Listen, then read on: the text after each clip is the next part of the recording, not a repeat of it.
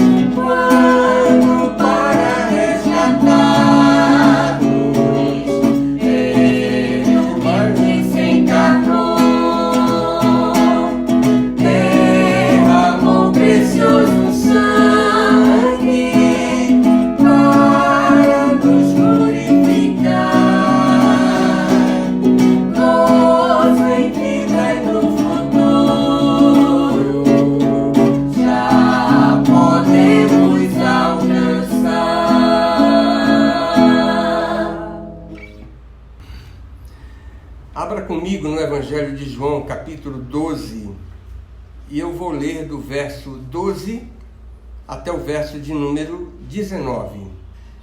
A entrada triunfal de Jesus em Jerusalém. No dia seguinte, a numerosa multidão que viera à festa, tendo ouvido que Jesus estava a caminho para Jerusalém, tomou ramos de palmeiras e saiu ao seu encontro clamando: Hosana, bendito o que vem em nome do Senhor e que é Rei de Israel. E Jesus, tendo conseguido um jumentinho, montou-o, segundo está escrito: Não temas, filha de Sião, eis que o teu rei aí vem, montado em um filho de jumenta. Seus discípulos a princípio não compreenderam isto. Quando, porém, Jesus foi glorificado, então eles se lembraram de que estas coisas estavam escritas a respeito dele e também de que isso lhe fizeram. Dava, pois, testemunho disto a multidão que estivera com ele, quando chamara a Lázaro do túmulo e o levantara dentre os mortos. Por causa disso, também a multidão lhe saiu ao encontro, pois ouviu que ele fizera este sinal. De sorte que os fariseus disseram entre si: Vede que nada aproveitais, eis aí vai o mundo após ele. Vamos ter uma palavra de oração?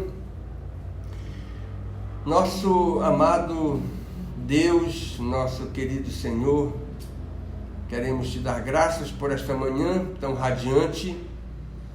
Queremos louvar o teu nome pela bênção de poder cantar louvores a ti, pela bênção de poder meditar na tua santa palavra.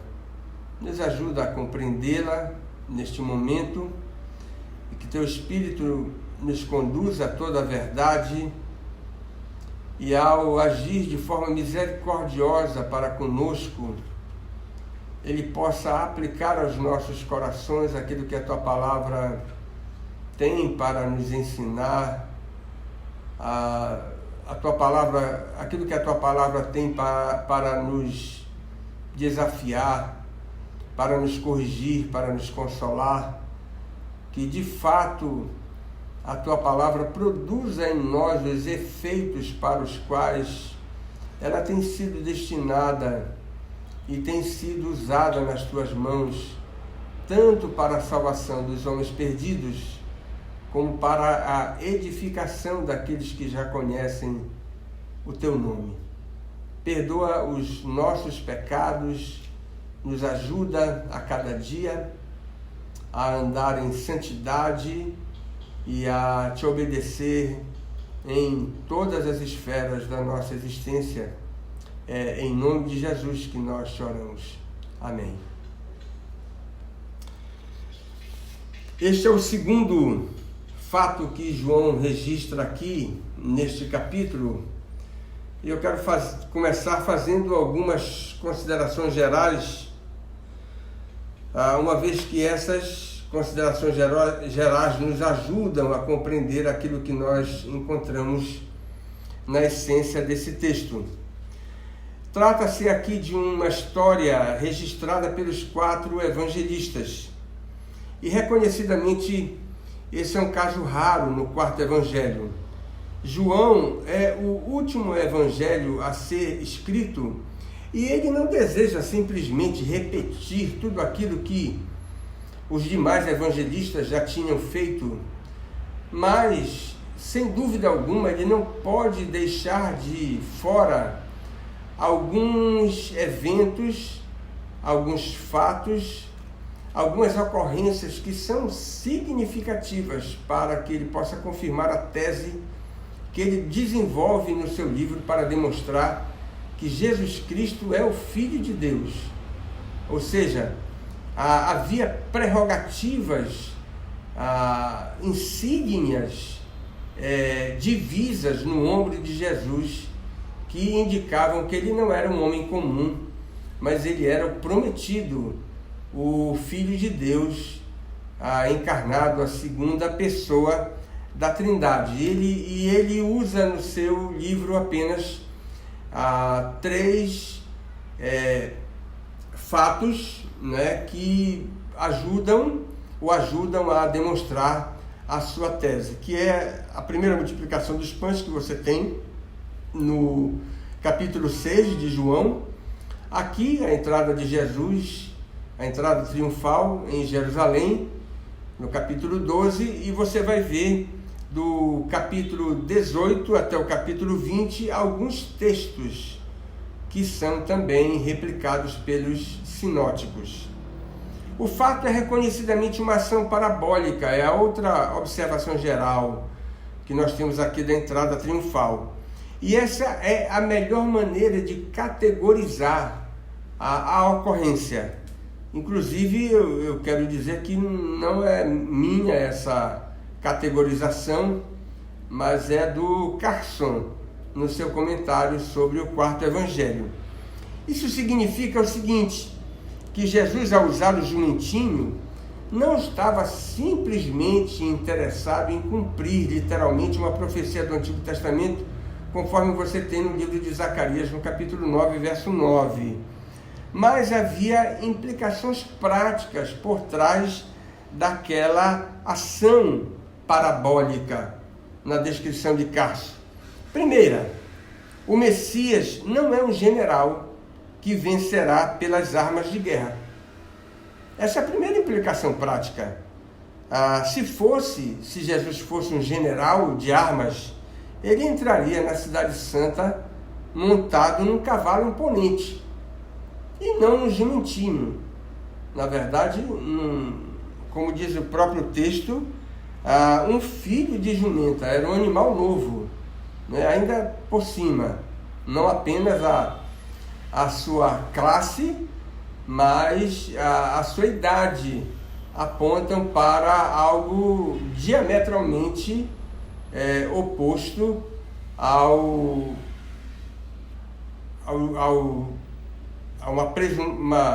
uma ideia que possivelmente estava na mente daqueles que imaginavam Jesus como sendo um líder político que poderia entrar na cidade sagrada montando num cavalo imponente. Segundo, o seu reino é universal para todas as nações e não para uma meia dúzia de privilegiados. Essa é a interpretação mais extensa que você tem na profecia de Zacarias, no capítulo 9, no verso 15. Nós só temos a citação do verso 9, lá do capítulo 9 de Zacarias no texto. Mas se você olhar para a profecia de uma maneira mais extensa, você vai ver que a profecia também é um recado messiânico, apontando para a salvação como um dom universal que será compartilhado com todas as nações da face da terra. Terceiro, os seus súditos não são servos da cruz e não soldados da espada. O rei humilde tem como os seus militantes os pregadores do arrependimento e da fé, e não os zelotes que estão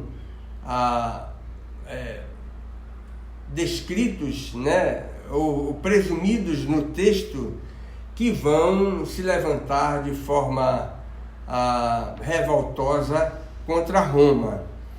Irmãos, esses são três pilares fundamentais que salvaram a igreja primitiva de ser vista como uma agência com interesses teocráticos.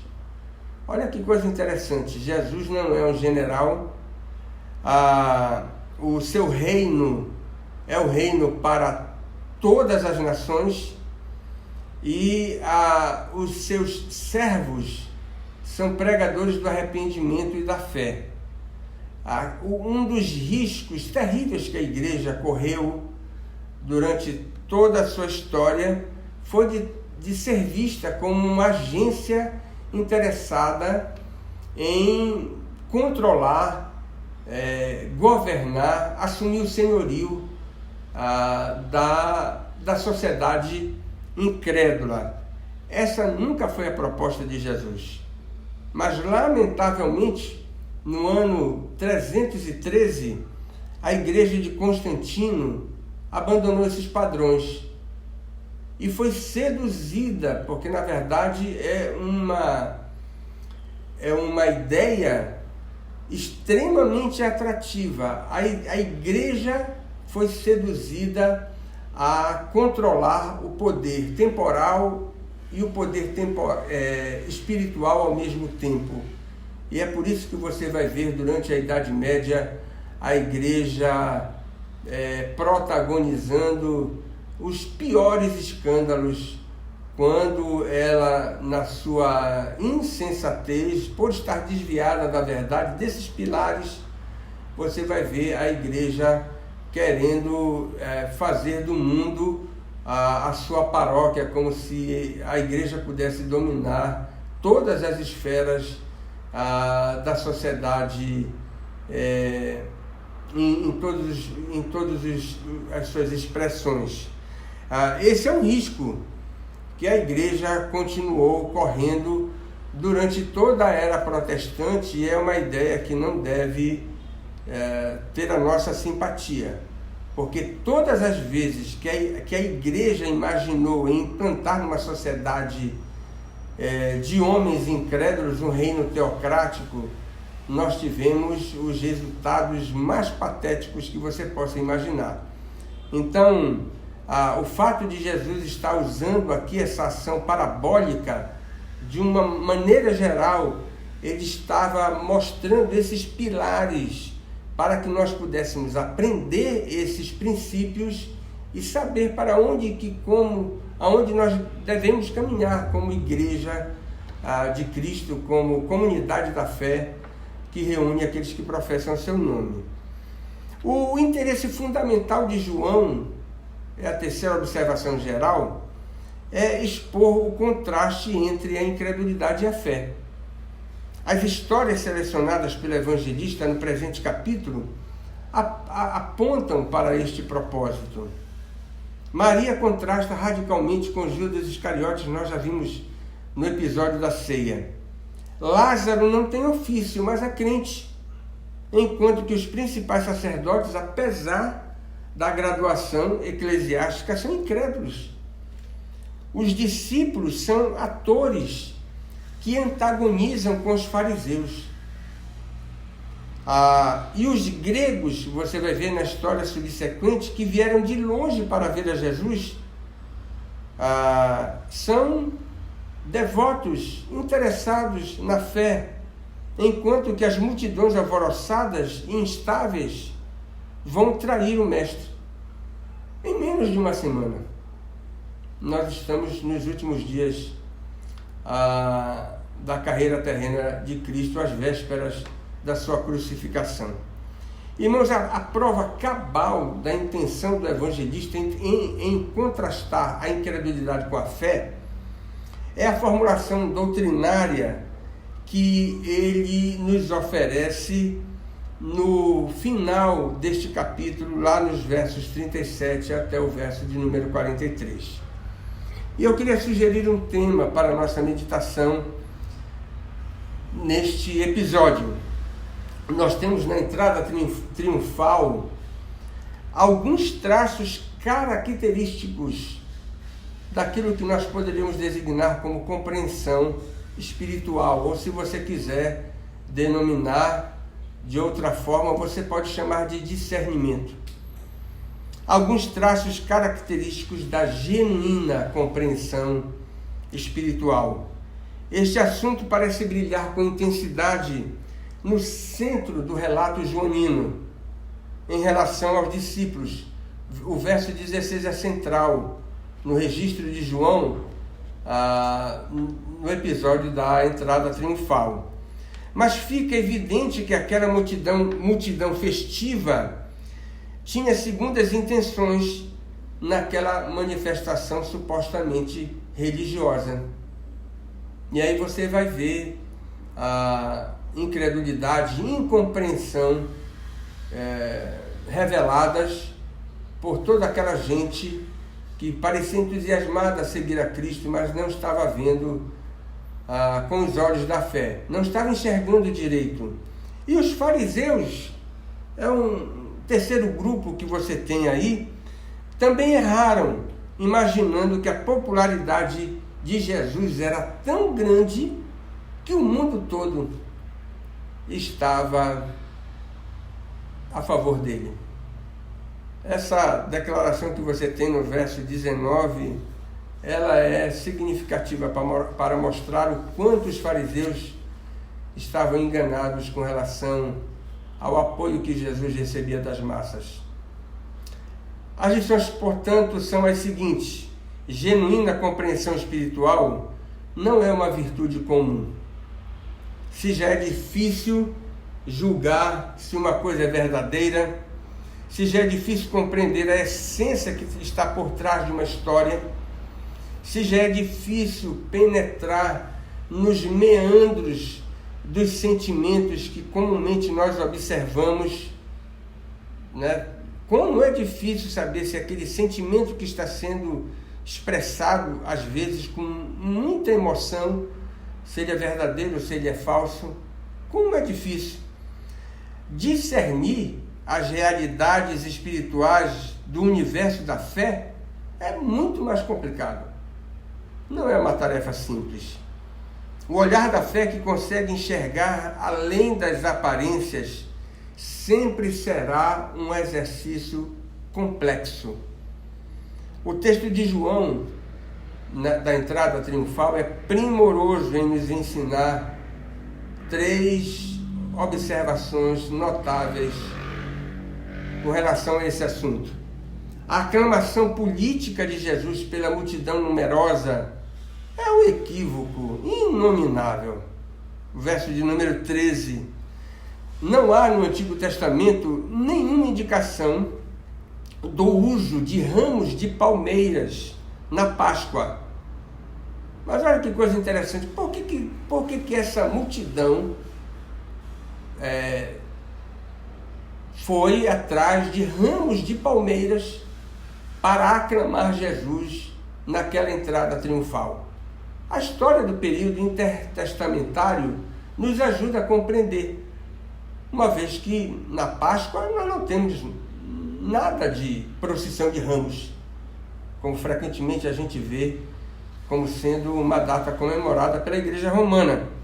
Mas eles pegaram ramos de palmeiras porque no período intertestamentário esses ramos de palmeiras foram usados como adereços nacionalistas. A multidão ficou entusiasmada com a vinda de Jesus a Jerusalém. E você vai ver que ela estava querendo replicar aquilo que já tinha acontecido na história nos dias de Judas Macabeus, quando eles conseguiram se libertar do jugo opressor, né, naqueles dias difíceis da história judaica, e ao comemorarem a vitória, eles fizeram isso com uma grande procissão com ramos de palmeiras. E você vai ver também, por ocasião da celebração da construção do segundo templo, um outro momento emblemático da história dos judeus no período intertestamentário. Novamente você tem uma vitória política sendo celebrada através de uma multidão segurando, né, usando como adereços nacionalistas esses ramos de palmeiras. Irmãos, aquela multidão, ao fazer isso, tinha a intenção clara de transformar Jesus num libertador messiânico para sacudir o jugo romano de sobre a nação judaica. A aclamação demonstra isso, misturando religiosidade com aspirações temporais. Olha que coisa interessante para a gente meditar. Muitas vezes você tem aspirações temporais sendo misturada misturadas com espírito religioso. A multidão clamou: Hosana, bendito que vem em nome do Senhor e que é rei de Israel. O que está por trás dessa declaração é que a multidão estava reconhecendo Jesus como sendo o Messias, não o Messias salvador, perdoador dos pecados, mas o Messias político que viria a ser rei, o novo rei em Israel, para livrar a nação da aliança do jugo romano. Que tragédia! Que tragédia! Aqueles judeus de Jerusalém não vão consumar os seus sonhos revolucionários usando Jesus como a figura de um libertador político, mas não vão perder de vista essa intenção, não vão deixar de alimentar esse propósito, porque no ano de 66 do primeiro século, eles vão se levantar contra Roma, numa guerra insana que vai durar 3 anos, e vão ser terrivelmente esmagados pelo general Tito, que vai se transformar em imperador posteriormente, fazendo com que no ano 70 a comunidade judaica seja terrivelmente esmagada em Jerusalém, e os judeus sejam espalhados por todo o mundo na chamada diáspora. Que episódio terrível, colocando uma pá de cal na história da nação da aliança como o povo de Deus na antiga dispensação. Uma segunda coisa, a incompreensão. Veja como discernimento é difícil. A incompreensão imediata dos discípulos de Cristo é profundamente instrutiva para nós. Você tem no verso 16. É bem verdade que o entusiasmo daquela manifestação prejudicou o raciocínio espiritual daqueles servos de Deus. Mas não há como desculpá-los. A gente pode dizer assim, bem, olha, nós fomos contaminados pelo calor da multidão.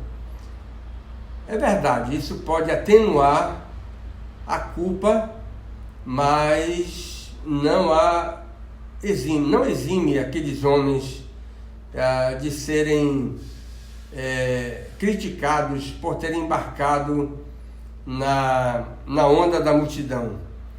A ação de Jesus ao entrar em Jerusalém montando em um jumentinho foi uma parábola encenada que tinha o propósito de corrigir as expectativas erradas da multidão de peregrinos e mostrar à cidade, aos judeus, o verdadeiro caminho da paz. E foi nessa ocasião que Jesus chorou sobre a cidade de Jerusalém, conforme você tem lá em Lucas capítulo 19. Mais uma vez, aqueles valentes soldados do colégio apostólico se deixaram enganar. Na primeira história do capítulo 12, Judas levou de roldão o colégio apostólico ao criticar Maria no seu ato devocional extraordinário. E aqui novamente você vai ver a multidão prejudicando a percepção dos discípulos com relação ao significado daquilo que estava acontecendo na entrada triunfal. Terceiro, veja como é difícil discernir. O resmungar infundado dos fariseus é um grande alerta para a igreja. Verso 19. Em 2 sentidos.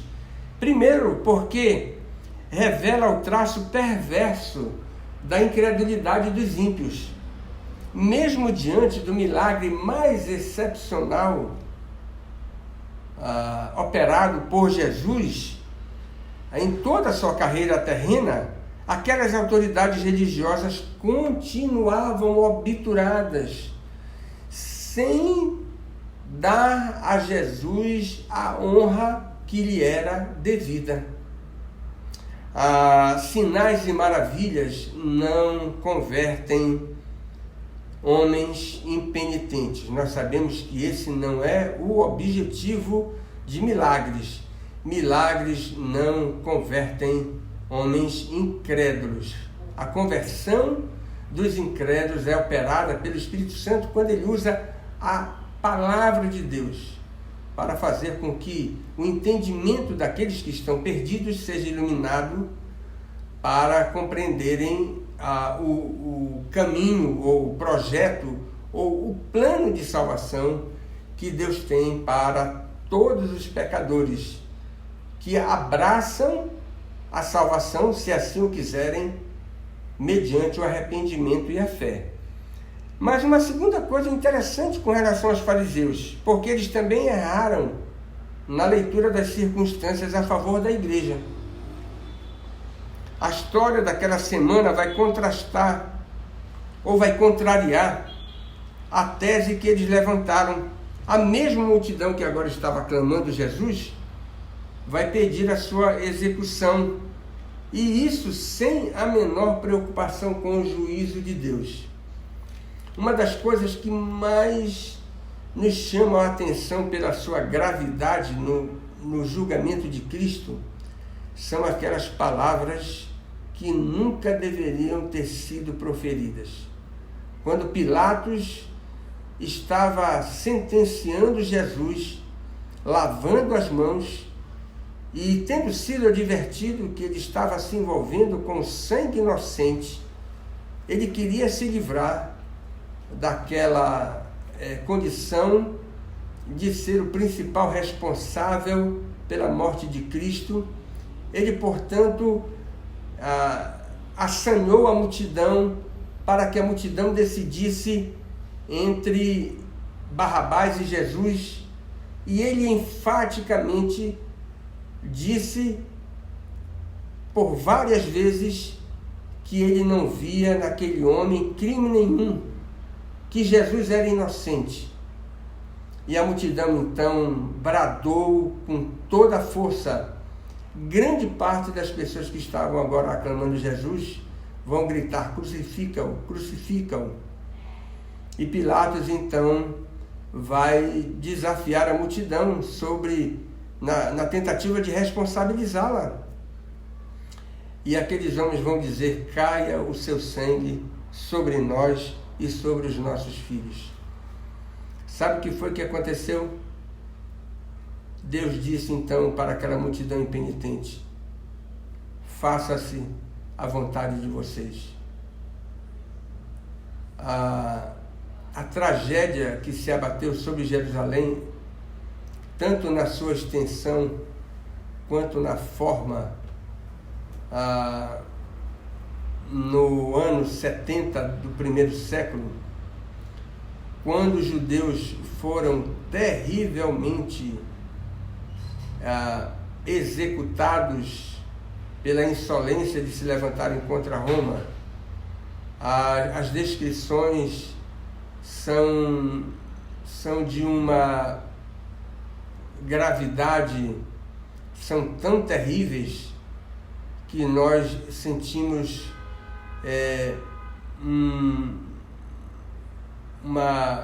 não apenas uma tristeza, mas um arrepio na alma,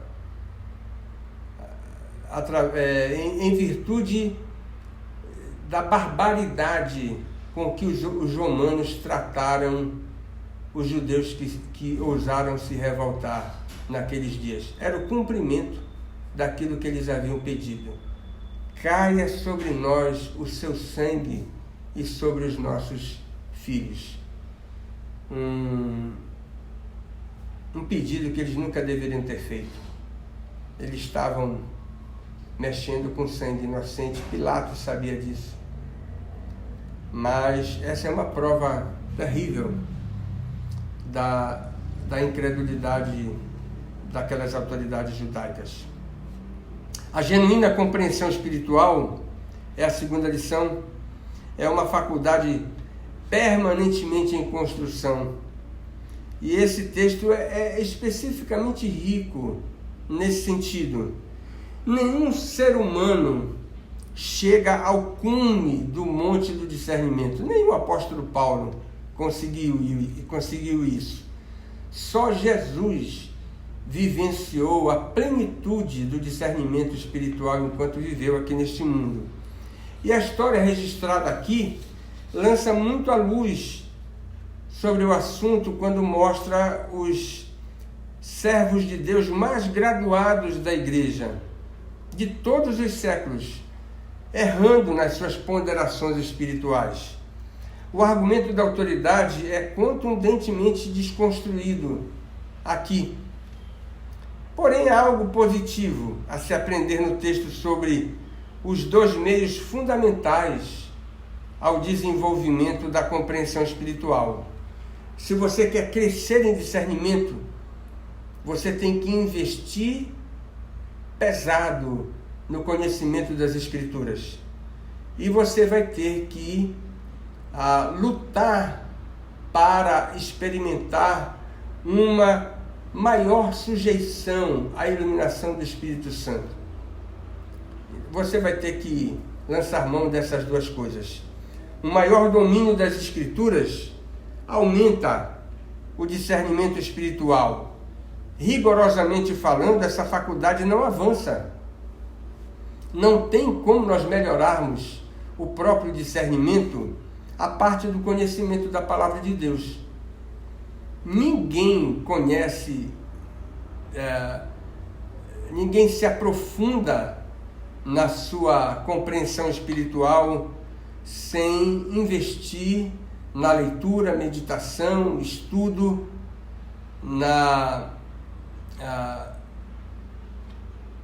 no ouvir, da pregação da palavra de Deus. Discernimento não é um dom natural. Mulher não tem, esse negócio de sexto sentido é uma ficção. E não cai do céu, aleatoriamente. Você vai estar caminhando um dia pela rua e agora você vai ser premiado com uma grande dádiva caindo dos céus, ampliando significativamente a sua compreensão espiritual. Isso não existe. O episódio todo havia sido predito pelo profeta Zacarias, como eu já mencionei no capítulo 9, verso 9. Se eles tivessem isso na memória, não errariam na interpretação do evento.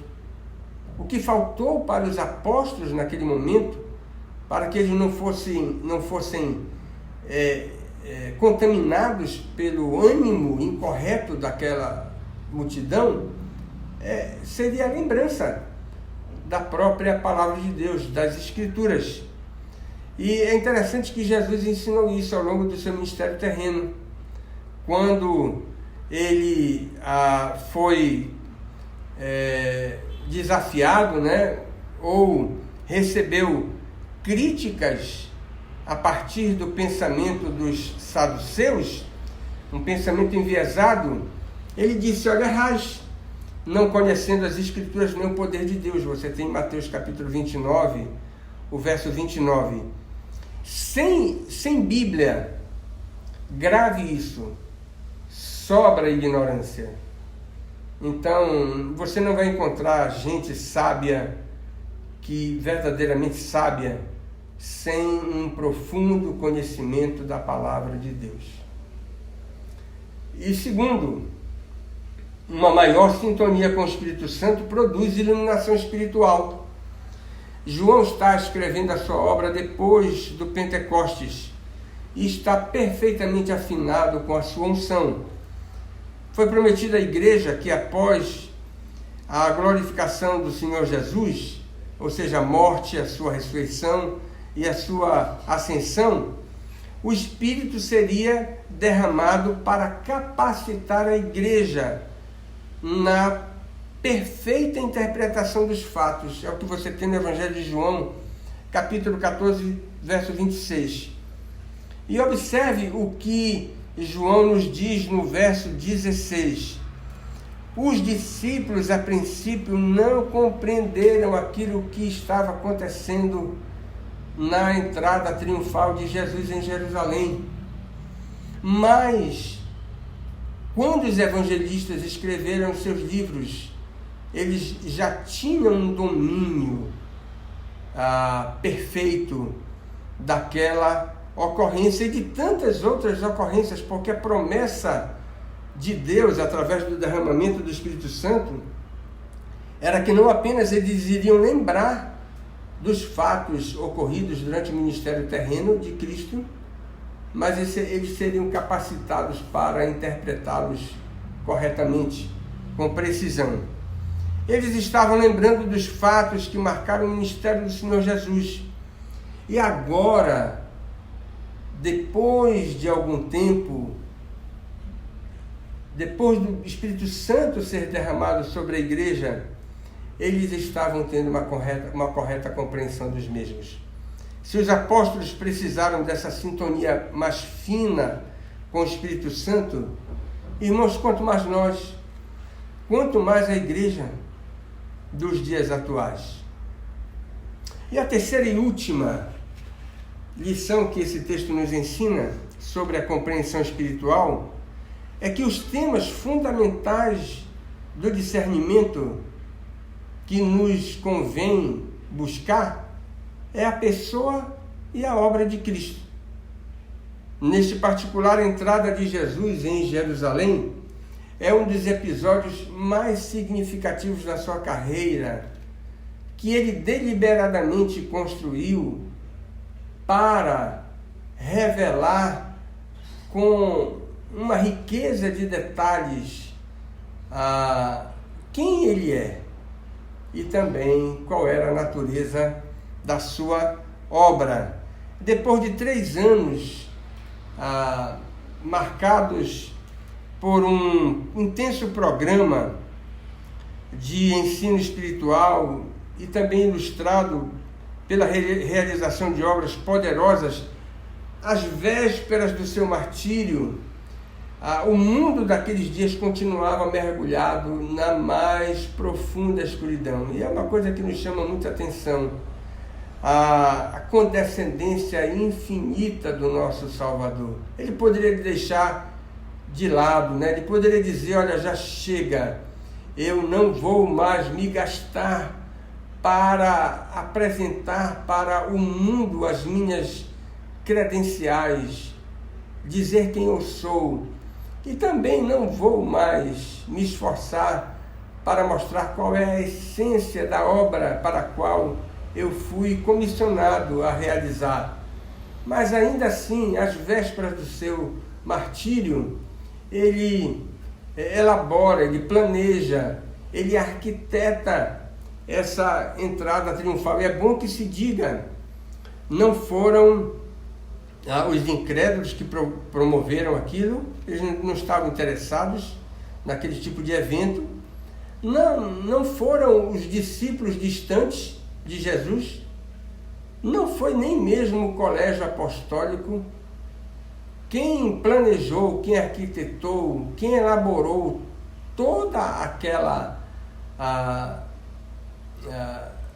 cerimônia, né? Todo aquele evento, foi o próprio Mestre, para que ele pudesse dizer quem ele era e qual era a sua obra. O ato dramático revela que ele é a majestade encarnada. O episódio todo mostra nos seus detalhes 2 coisas, a soberania e a realeza de Cristo. Ele delibera antecipadamente dispor de um animal emprestado. João omite essa informação, mas todos os sinóticos a registram. É uma coisa interessante. Ao enviar seus discípulos à aldeia mais próxima para buscar o jumentinho, ele diz para os enviados, os seus emissários, qual é a senha para que eles pudessem trazer o animal que seria usado naquele evento significativo. O Senhor precisa dele, basta dizer isso. E o texto diz que eles foram o dono dos animais, que o jumentinho estava acompanhado da sua mãe, da jumenta. O dono dos animais obstaculou a utilização, o ato de levar, o animal, mas a senha liberou o uso que já havia sido previsto pelo próprio mestre. O pedido é imediatamente atendido. Além disso, apesar da aclamação, como já mencionei, envolver segundas emoções, ou segundas intenções, ela não é rigorosamente imprópria, porque Jesus é rei, e rei de verdade. Ele só exibe a sua realeza de forma desconcertante. E chama atenção, a gente pode dizer que Jesus se mostra quase que como um anti-rei, justamente para contrariar a intenção política daquela multidão. Ele expõe toda a sua grandeza ao revelar a sua humildade de forma inigualável.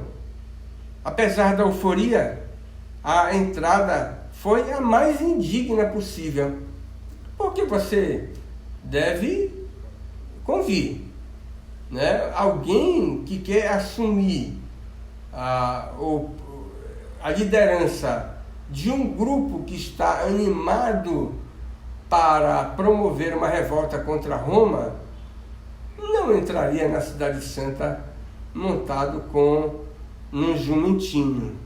E a profecia de Zacarias, citada por Mateus, ela tem um acento singular.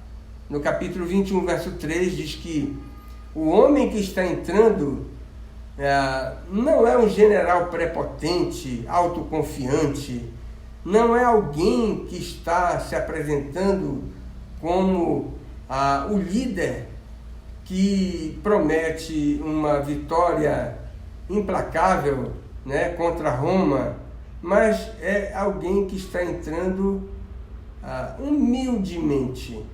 Você tem o traço sendo acentuado no Evangelho de Mateus.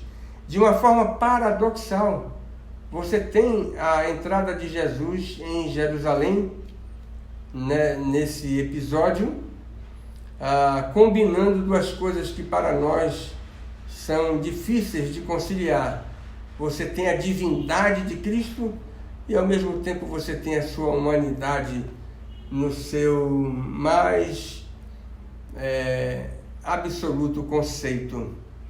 Ele é a majestade, mas é a majestade que assumiu a nossa natureza humana, é a majestade encarnada. A ação parabólica põe em destaque os seus mais distintivos ofícios. E há uma pergunta significativa no relato de Mateus, quando a multidão que está recepcionando Jesus na entrada da cidade, a multidão pergunta: quem é este? E a história como um todo apresenta as respostas adequadas. A resposta imediata que aquela multidão recebe é que este é o profeta Jesus, de Nazaré da Galileia. Profeta é aquele que fala da parte de Deus aos homens. Jesus é a mais plena revelação da verdade de Deus para o mundo. A segunda resposta se acha na expressão repetida pelos 4 evangelistas: bendito o que vem em nome do Senhor. Ele é o único mediador competente para intermediar o conflito entre o homem morto nos seus delitos e pecados e o Deus infinitamente santo. Essa é a dimensão do seu sacerdócio superior, conforme você tem o autor de Hebreus expondo de forma tão magistral. E a terceira resposta se acha na designação rei, empregada pela multidão e registrada apenas por Lucas e João. No entanto, Mateus e Marcos registram que Jesus é o filho de Davi, uma alusão à dimensão real da sua majestade, né? Ele tem o ofício real também sobre si. Jesus, portanto, é profeta, sacerdote e rei.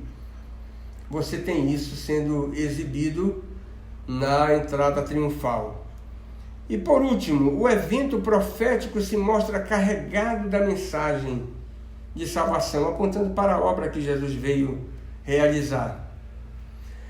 Subjetivamente, e aqui é uma coisa que deve fazer com que a gente pense com mais vagar, a entrada triunfal do Mestre está deliberadamente precipitando o desfecho da sua carreira. E olha que coisa interessante, Jesus não sabia disso. O Mestre, que sempre primou pela discrição, se apresenta agora de forma pública e, entre aspas, extravagante. A gente poderia dizer, na linguagem de hoje, com toda certeza, para chocar, né, para causar. A entrada triunfal foi concebida por Jesus com esse objetivo. Sabe por quê? Ele está sinalizando o seu mais absoluto destemor em relação à cruz que o aguarda. Há menos de uma semana, ele vai ser executado para o cumprimento do eterno plano de Deus. E vai entrar dessa maneira, vai escolher ingressar na Cidade Santa dessa forma para justamente precipitar os acontecimentos que vão culminar com a sua execução no Monte Calvário. Olha que coisa interessante. O sinédrio provocado pela entrada triunfal de Jesus em Jerusalém vai mudar os seus planos de executá-lo em plena Páscoa, né? Deixa eu explicar melhor. O sinédrio havia decidido executá-lo, mas não durante a festa, para não causar tumulto. Mas a entrada triunfal de Jerusalém vai ser tão contundente para a mentalidade daqueles homens, inimigos da fé, que eles vão mudar de planos. Vão executar Jesus mesmo durante a festa mais importante dos judeus. Do ponto de vista objetivo, os discípulos, e é um detalhe interessante, os discípulos vão replicar o cântico que você tem lá no registro da Anunciação. Paz no céu e glória nas maiores alturas. Esse não foi o cântico dos anjos durante o nascimento de Jesus? Pois os discípulos, Lucas capítulo 19, verso 38, vão replicar isso. E é nessa ocasião que Jesus vai chorar ao avistar a santa cidade de Jerusalém, conforme você tem no capítulo 19 de Lucas, do verso 41 ao verso 44. Se você estivesse presente naquela ocasião, de qual grupo você faria parte? Dá para avaliar? Rigorosamente falando, de qual grupo de todos aqueles que participaram daquela ocorrência tão significativa, você estaria onde? Você reconhece que precisa melhorar na sua compreensão espiritual? Que você precisa crescer no seu discernimento? Reconhece isso? Esse é o primeiro passo, para tomar providências para melhorar a compreensão espiritual, a interpretação das coisas através dos óculos da fé. Muita gente fica ofendida quando é corrigida nas suas interpretações espirituais da realidade. Esse é um negócio comum que acontece na igreja, muito frequente. As pessoas ficam chateadas, às vezes não desemburram fácil quando são corrigidas nas suas percepções erradas acerca de uma determinada realidade. A pergunta é a seguinte: você é desse tipo? que fica emburrado quando é corrigido nas suas percepções espirituais? Cristo já é o governador da sua vida? É uma outra pergunta importantíssima que precisamos responder. Você já foi alcançado verdadeiramente pela palavra da salvação? Jesus chorou sobre Jerusalém por causa da sua impenitência. Ele já se alegra com a sua vida? Essa é a pergunta que nos convém fazer, terminando as aplicações. Que Deus abençoe você e sua família, que você tenha um excelente almoço, se possível uma comida com caldo. Um grande abraço.